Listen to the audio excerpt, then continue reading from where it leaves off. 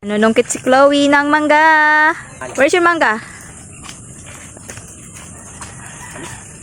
Ito ay Indian mango. Doon ay kalabaw mango. Ano dala mo? Kalabaw Indian? Indian na kalabaw. Kasi matamis. Hindi yan Indian. Kalabaw yan. Maulan ngayon sa Bulacan at nagtatampi isang bata sa putik.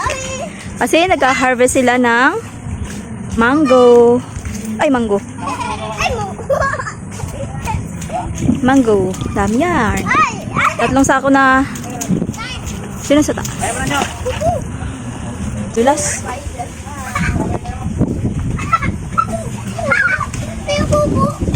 Putik yan. Manol ka. That's a putik. Ayan, isang sako. And meron pa doon dalawa.